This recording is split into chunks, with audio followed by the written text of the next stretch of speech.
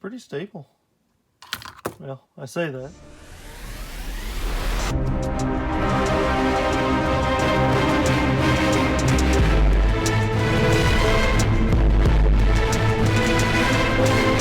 Guys, so back at it for the second half. This is part 2 of the real grade Astray Red Frame.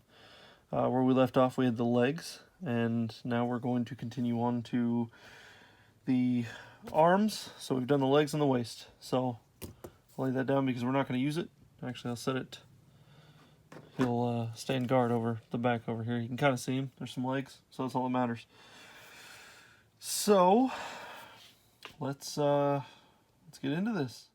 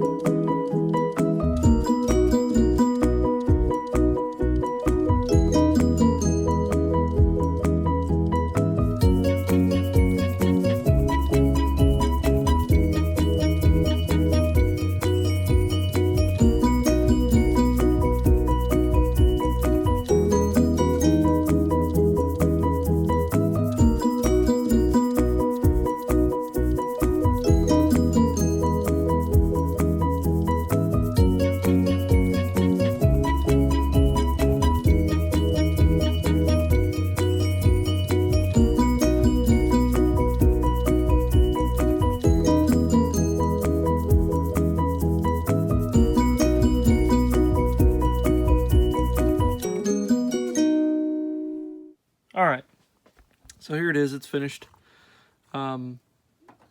Pretty straightforward build. The only thing that I found that you could possibly need other than your basic essentials like your hobby knife, your sprue cutter, and your sanding disc would be some extra thin cement. You don't have to use Tamiya, but use the extra thin stuff. So on the head, so this gray strip right here is a whole nother piece that sits below this and above this white piece.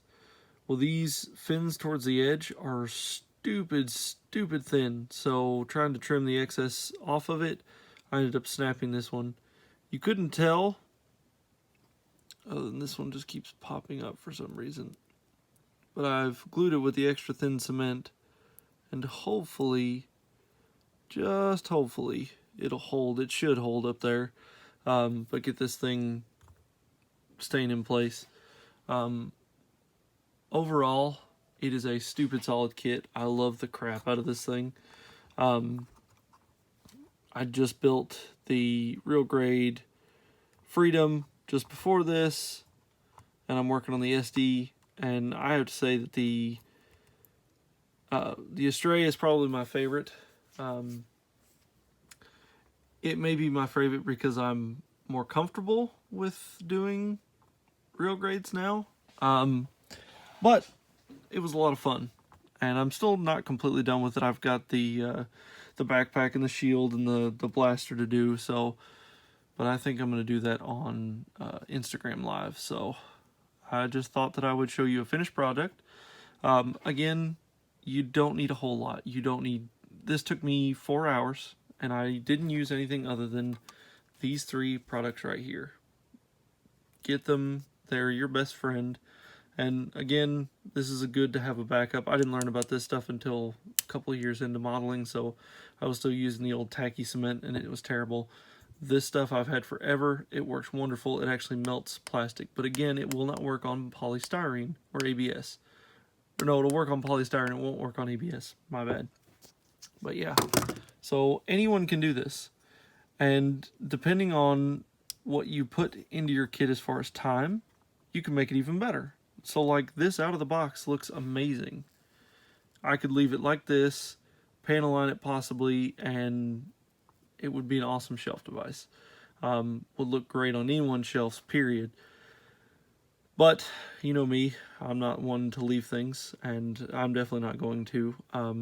It will definitely get weathered of some sort. I don't know if I'll do a gunk wash or if I'll just do a panel lining and some rusting just to kind of give it that definition, that battle-worn look. And I think I may end up, you know, putting some damage on this thing because it looks like it could take a scrap, you know.